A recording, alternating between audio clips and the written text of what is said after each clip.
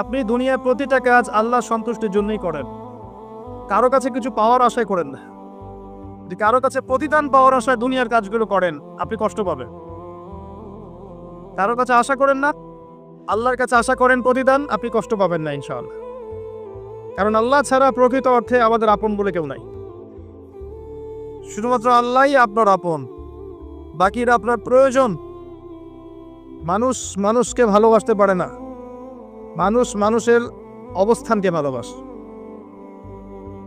এটা আপনারা হারে হারে ফিল করবেন যত দিন যাবে দেখবেন। এটা আখিরুজ জামান, শেষ জামানে চলছে। এখন ফিতনাগুলো এমন ভাবে পড়তে থাকবে যেন একটা মালা ছিঁড়ে দিলে পুঁথিগুলো যেমন টপ টপ করে পড়ে যায়, এইভাবে ফিতনাগুলো আসতে থাকবে।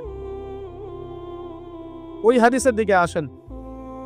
নবী সাল্লাল্লাহু আলাইহি ওয়াসাল্লাম বলেছেন, আদম আলাইহিস সালামকে ডেকে আনা হবে, বলা হবে তোমার সন্তানদের মধ্য থেকে জাহান্নামীদেরকে আলাদা করে দাও। আল্লাহ পাক বলবেন প্রতি 1999 জনকে আলাদা করে দাও, একজন জান্নাতে যাচ্ছে প্রতি 1000-এ। কিন্তু listen to me very carefully, কিন্তু আল্লাহ পাক সূরা নিসা একটা কথা বলেছেন, ইন্নাল্লাহা লা ইয়াগফিরু আন ইউশরাকা বিহি ওয়া ইয়াগফিরু মা দুনা যালিকা লিমান ইয়াশা। আল্লাহ রাব্বুল আলামিন তার সাথে শিরকের গুনাহ ছাড়া অন্য যে কোনো গুনাহ যাকে ইচ্ছা মাফ করতে পারেন। যে কোনো গুনাহ আল্লাহ পাক মাফ করতে পারেন শিরকের গুনাহ ছাড়া। আরেকটা গুনাহ আল্লাহ পাক ক্ষমা করবেন না, সেটা হচ্ছে বান্দার হক। বান্দার সাথে সম্পৃক্ত, কারো টাকা চুরি করেছেন, কারো জমি আত্মসাৎ করেছেন, কাউকে গালি দিয়েছেন, কারো প্রতি জুলুম করেছেন, কাউকে অন্যায়ভাবে মেরেছেন, ছিনতাই করেছেন, ইত্যাদি ইত্যাদি, যেটা অন্যের হকের সাথে সম্পৃক্ত। মানুষের সম্মানহানি করেছেন, নিষ্পাপ কাউকে বিতর্কিত করেছেন, ইত্যাদি। এই যে মানুষের সাথে জড়িত হক, এটা আল্লাহর কাছে মাফ নেওয়া যাবে না। কাবা ঘরের গিলাফ ধরে কানলেও কোনো লাভ নাই। ওই বান্দার কাছে গিয়ে ক্ষমা নিতে হবে।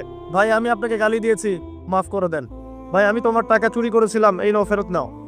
বোন তোমার সম্পত্তি আমি দেই নাই, নিয়ে নাও। প্রতিবেশী তোমার জমি আমি নিয়েছি, নিয়ে নাও। এটা দুনিয়াতে করতে হবে। অন্যথায় পরকালে দেখবেন যে মানুষের সাথে জড়িত হকের জন্য মানুষটা দাঁড়িয়ে আছে। একজন ব্যক্তি উঠেছে, নামাজ রোজা হজ যাকাত সব নেকি নিয়ে উঠেছে। ওঠার পরে দেখছে সামনে অনেক মানুষ দাঁড়িয়ে আছে। কি জন্য দাঁড়িয়ে আছে?